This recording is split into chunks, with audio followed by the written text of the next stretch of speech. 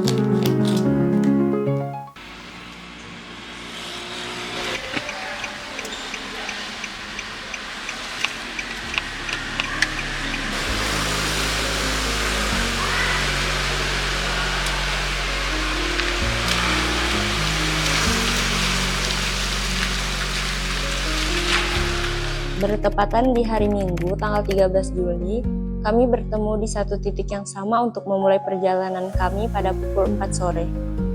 Perjalanan dari Pontianak menuju Entikong ini membutuhkan waktu sekitar 7 jam. Halo Pak, ini saya dan teman-teman sudah mau berangkat. Kemungkinan menginap dulu di penginapan, dan besok pagi insya Allah sudah sampai. Iya dek, hati-hati di jalan. Nanti kalau udah sampai di depan gang kabarin ya dek. Baik Pak, terima kasih ya Pak.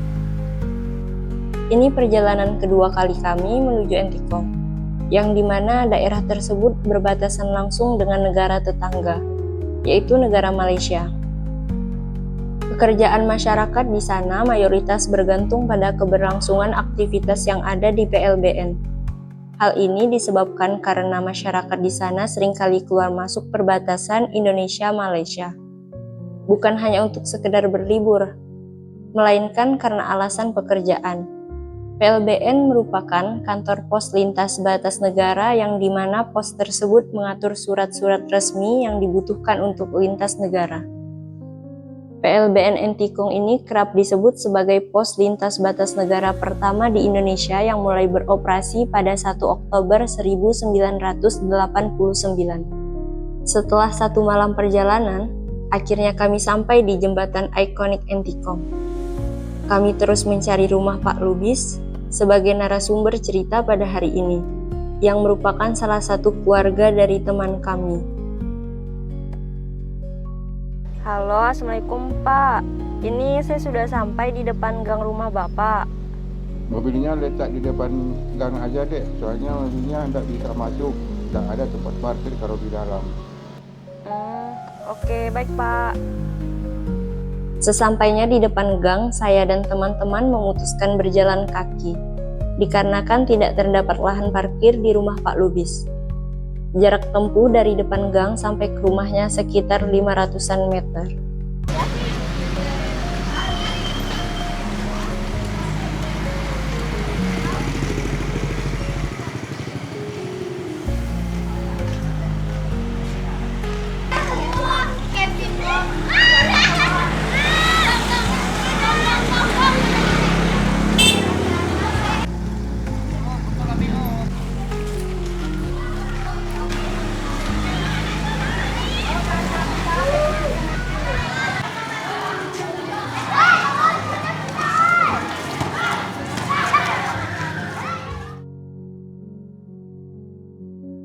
Sosok pria ini sering kita jumpai sedang duduk santai di atas kursi sembari menikmati secangkir kopi. Sesekali menatap ramainya jalan raya. Namanya Pak Lubis, seorang pria berumur 60 tahun kelahiran Medan yang merantau jauh ke Pulau Kalimantan Barat demi memperjuangkan hidupnya. Tahun 1993, ia memulai profesi sebagai tukang ojek dengan pendapatan kurang dari 30.000 per harinya.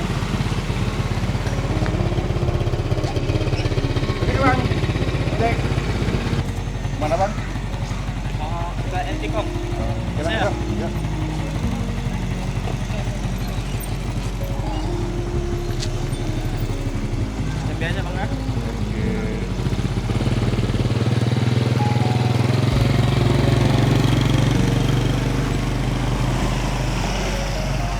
Awalnya saya sebenarnya sih dulu tukang ojek. Jadi kalau ada penumpang kemanapun saya bersedia mengantarnya. Tapi bukan sembarang orang yang mau diantar, kita pun mau tengok juga orangnya. Kita pun untuk menjaga hal-hal yang tidak diinginkan. Untuk sekarang saya bekerja sebagai money changer di perbatasan Entikong. Kalau boleh tahu, pekerjaan money changer itu seperti apa ya Om? Oh, money changer itu jual beli ringgit. Apabila ada orang yang mau menukar ringgit sama rupiah, kita tukar. Tapi apabila ada orang mau beli ringgit, mau masuk Malaysia, kita kasihkan ringgit. Kapan waktu Om istirahat kerja, dan biasanya tuh Om istirahat pulang ke rumah atau tetap di sana? Kalau istirahatnya sih tetap di sana, di perbatasan. Paling istirahatnya waktu makan, santai, ngopi. Lepas makan nanti balik baru ke PLBN lagi. Soalnya kita kerja itu pun tidak dipaksa. Boleh dikatakan santai, tidak banyak istirahat. Kecuali ada orang nelpon baru kita jalan atau pergi gitu.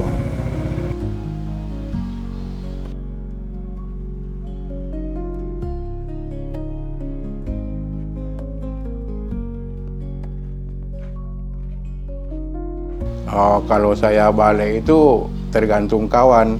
Biasanya kalau ada rencana mau pergi mancing atau main tenis meja, itu dari batas itu udah itu dulu, janjian dulu. Jadi kalau memang tidak ada kerjaan, baru balik. Nanti sekitar jam selepas asar, kalau mau mancing baru pergi mancing. Jadi kalau mau main tenis meja itu sekitar kurang lebih jam 4 lah. Itu biasanya kegiatan saya sehari-hari. Soalnya kita di batas kadang-kadang stres juga, jadi perlu untuk santai-santai gitu Bang.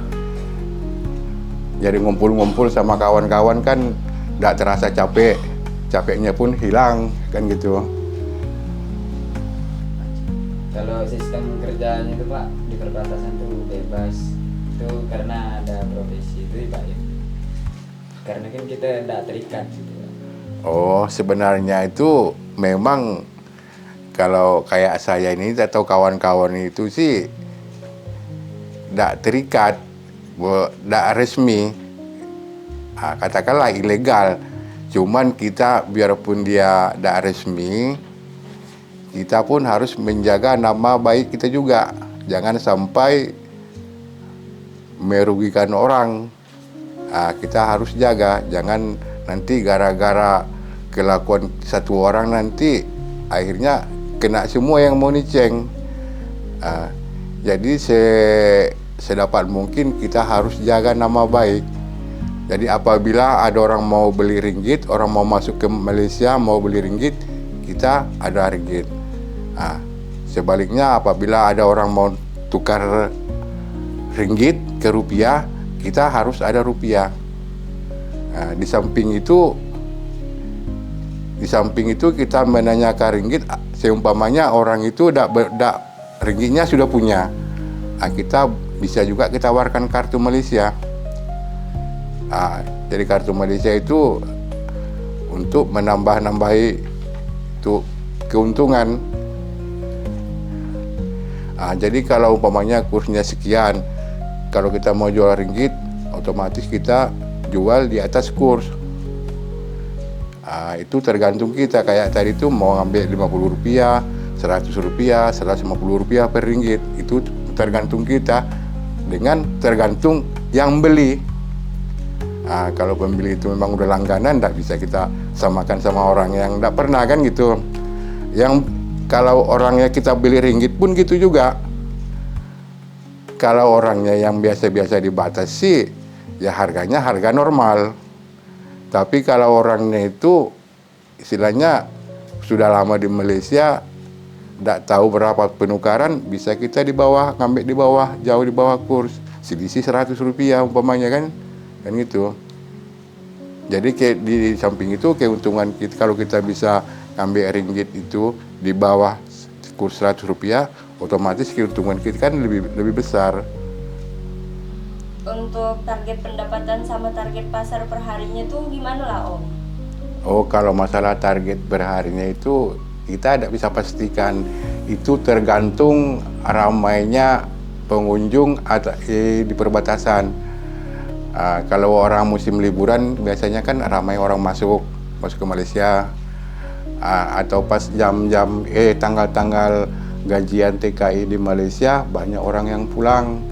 Jadi kalau musim ramai ya lumayan lah. Tapi kalau kayak sekarang ini musim sepi, penghasilan pun sepi juga. Ya tergantung itu. Dibatasi itu kalau ramai sepinya itu tergantung di situ.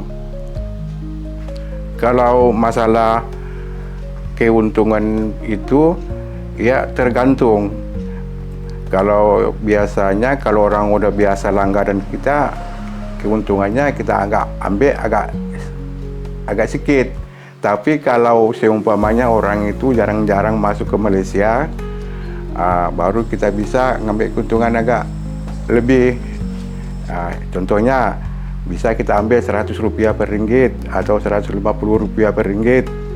Tapi kalau kita udah langganan kita tidak bisa tekan. Yang penting kita ada untung. Gitu. Apalagi biasanya langganan kita itu kan belinya kan tidak sedikit. Setidaknya dia kan main ribuan, Rp1.000 atau Rp2.000. Kadang-kadang dia lebih. Jadi kita pun kita kasih harga yang spesial. Yang penting kita ada untung, gitu. Selama ini Om kan berprofesi sebagai jasa money changer di perbatasan. Ada masalah atau tantangan apa sih selama ini nih Om? Awal-awalnya sih rasa-rasanya sih tantangan tidak ada. Cuman pada waktu COVID itu, disitulah mulai terasa ada tantangan. Itu yang lebih sangat berat. Tidak pernah saya rasakan seberat itu selama saya di Kalimantan Barat. Pokoknya pada waktu COVID itu, semua modal awal kita moniceng itu habis. Jadi untuk menyambung hidup, apapun barang yang bisa kita jadikan duit, kita jadikan duit, istilahnya dijual. Contohnya, saya punya itu kayu belian, udah saya simpan mungkin udah belasan tahun, itu pun habis dijual. Jadi adalah aset, istilahnya tanah sedikit, tanah kebun, udah dibeli. Itu pun dijual juga. Macam mana caranya untuk bisa menyambung hidup?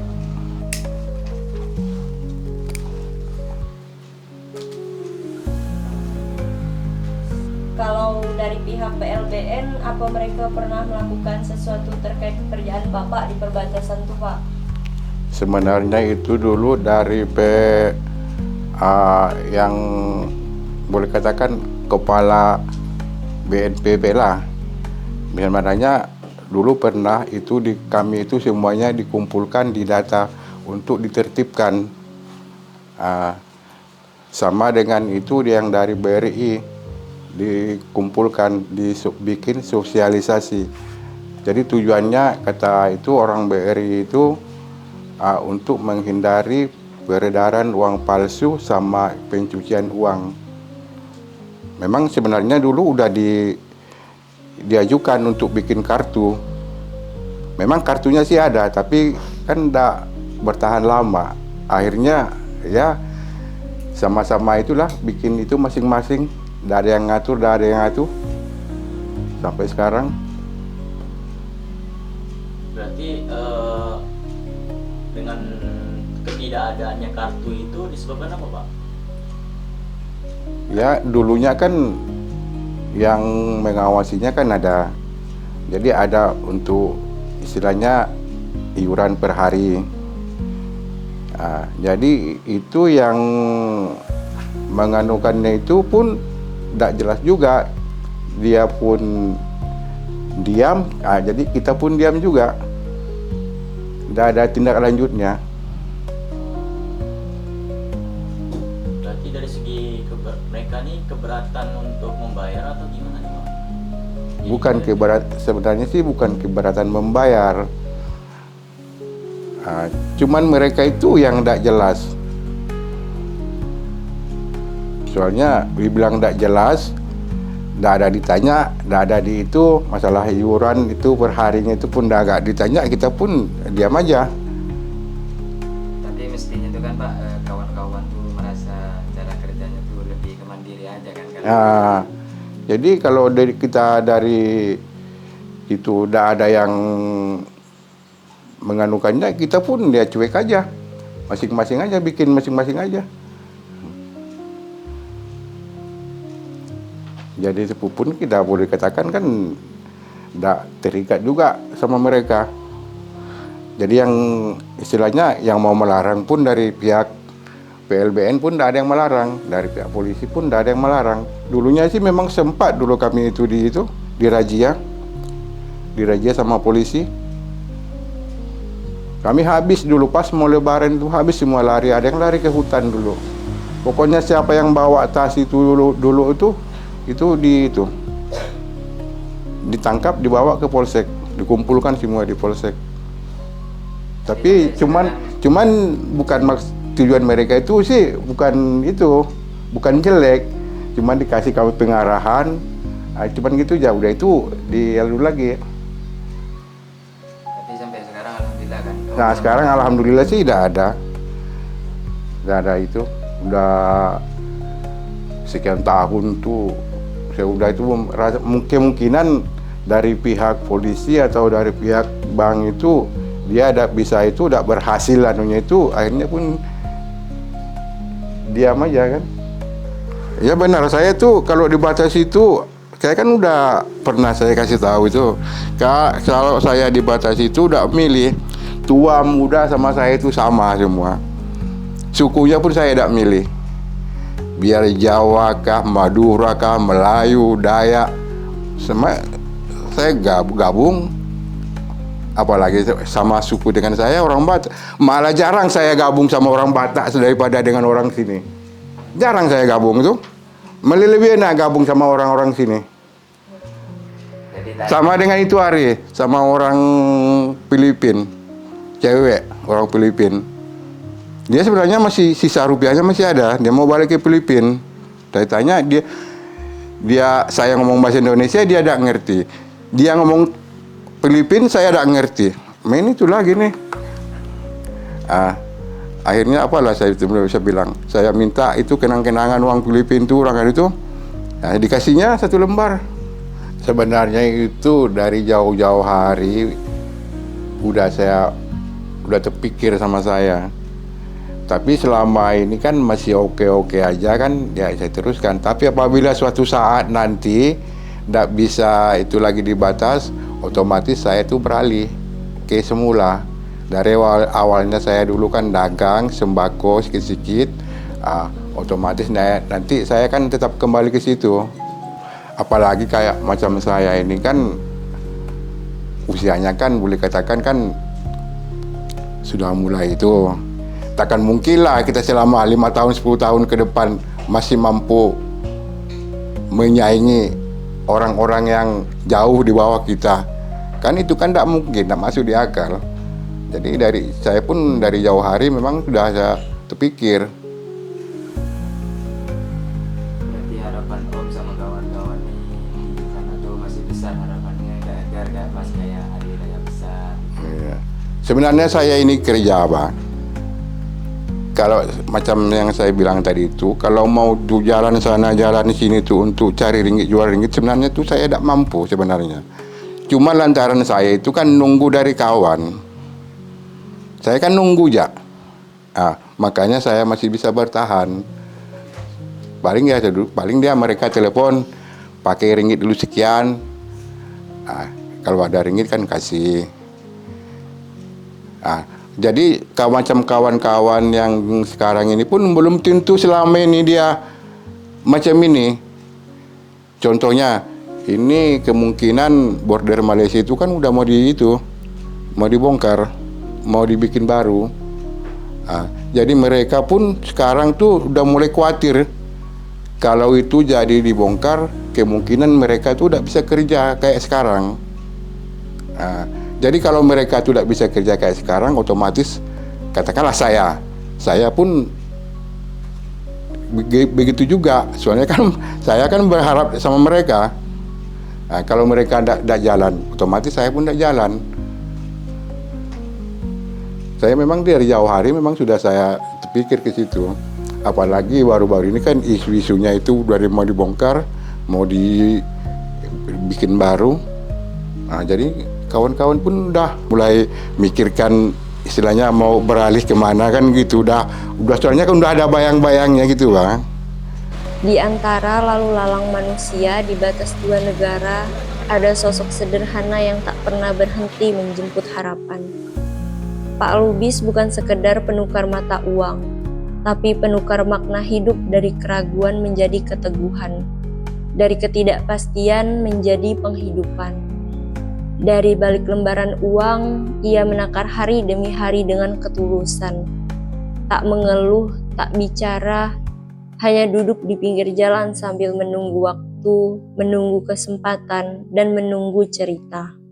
Di tengah dunia yang berubah cepat, ia tetap tenang, tetap setia di garis batas. Karena bagi Pak Lubis, bukan besar kecilnya keuntungan, tapi yang terpenting bagaimana kita tetap menjadi manusia yang bersyukur atas sedikit dan bertahan di tengah banyak hal yang tak pasti. Perjalanan Pak Lubis adalah kisah tentang kejujuran, kesederhanaan, dan daya hidup yang tak terhapus oleh waktu. Inilah Entikong dari sudut yang mungkin tak terlihat, tapi hidup. Dan di sanalah Pak Lubis berdiri di antara dua mata uang, dan dengan satu keyakinan bahwa esok selalu punya harapan.